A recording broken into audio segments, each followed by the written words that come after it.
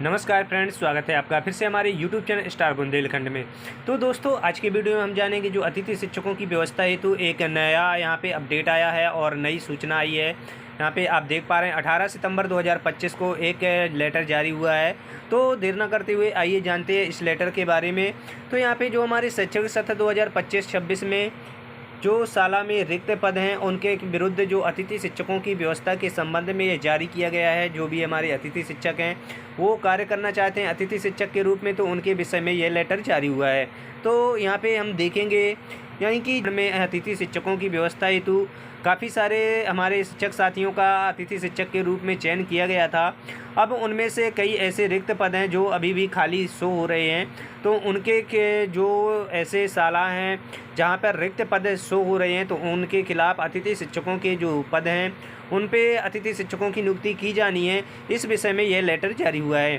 तो आइए चलते देर न करते हुए यहाँ पे आप देख पा रहे हैं। तो दोस्तों, यदि आप चैनल पर पहली बार हैं तो चैनल को सब्सक्राइब करें, वीडियो को लाइक करें, और यदि आप फेसबुक में देख रहे हैं तो आप फेसबुक को फॉलो करें, फेसबुक पेज को, और यदि आप यूट्यूब में हैं तो यूट्यूब को सब्सक्राइब करें, वीडियो को शेयर करें।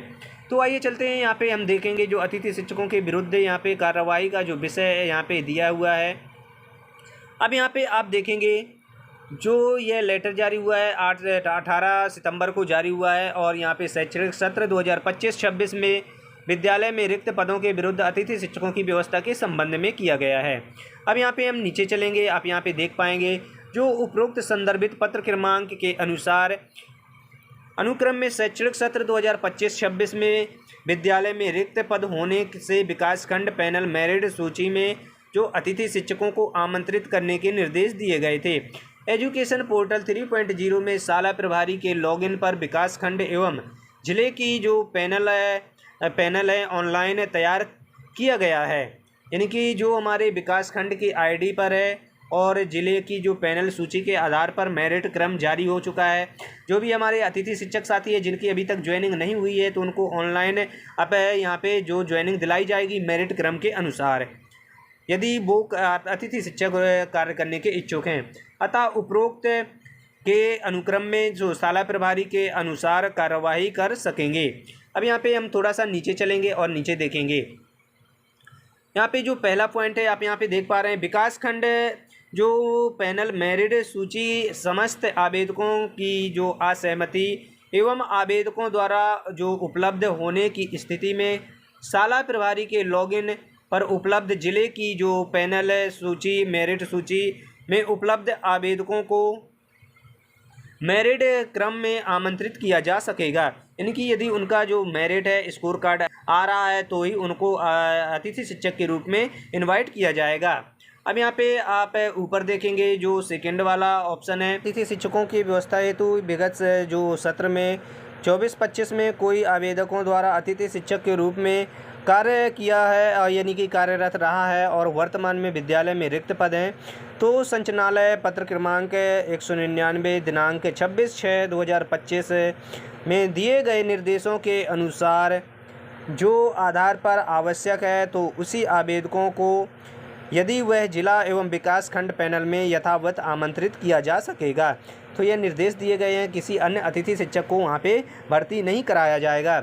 यदि विकास खंड वर्ग 3 में प्री प्राइमरी के रिक्त पदों के विरुद्ध आवेदक विकास खंड या जिले की मेरिट सूची में उपलब्ध नहीं की स्थिति में वर्ग 3 में जनरल की पैनल की वर्ग सूची वर्ग 3 की जो प्री प्राइमरी के रिक्त पदों में विरुद्ध आवेदक जो अतिथि शिक्षक के रूप में जो आमंत्रित किए जा सकेंगे। अब इसके बाद यहाँ पे जो चौथा पॉइंट है यहाँ पे महत्वपूर्ण है, अतिथि शिक्षकों की प्रक्रिया पूर्णतः ऑनलाइन होगी, और साथ में अतिथि शिक्षकों यहाँ पे जो ऑफलाइन आमंत्रण है किसी भी स्थिति में नहीं दिया जाएगा। आपकी ऑनलाइन ही यानी कि एजुकेशन पोर्टल 3.0 में ही यहाँ पे भर्ती कराई जाएगी। अब यहाँ पे अगला पॉइंट है, समस्त अतिथि शिक्षकों को यह निर्देश दिए गए हैं और अभी भी निर्देशित किया जा रहा है कि ऑनलाइन ई अटेंडेंस के हमारे ऐप के प्लेटफॉर्म के माध्यम से प्रतिदिन उपस्थिति दर्ज करना, संबंधित को उपस्थिति के आधार पर ही जो वेतनमान है जनरेट किया जाएगा भुगतान, और उसी आधार पर भुगतान किया जाएगा। यदि आप ऑनलाइन ई अटेंडेंस नहीं लगाते हैं तो आपका वेतनमान जारी नहीं होगा। यह लोक शिक्षा संचालनालय मध्य प्रदेश शासन द्वारा यह जो लेटर जारी हुआ है, और इसका जो उपरोक्त कार्यवाही है हमारे जो शाला प्रभारी सुनिश्चित यहाँ पे कर सकेंगे, और यहाँ पे जो आयुक्त द्वारा अनुमोदित किया गया यह लेटर है। तो दोस्तों इसी तरह की जानकारी पाने के लिए जुड़े रहे हमारे यूट्यूब चैनल स्टार बुंदेलखंड के साथ। मिलते हैं इसी तरह की एक और नई जानकारी के साथ, और साथ में यदि आप चैनल पर पहली बार हैं तो चैनल को सब्सक्राइब कीजिए, और फेसबुक में यदि आप देख रहे हैं तो फेसबुक पेज को फॉलो कीजिए इसी तरह की नई टिप्स नई जानकारी पाने के लिए।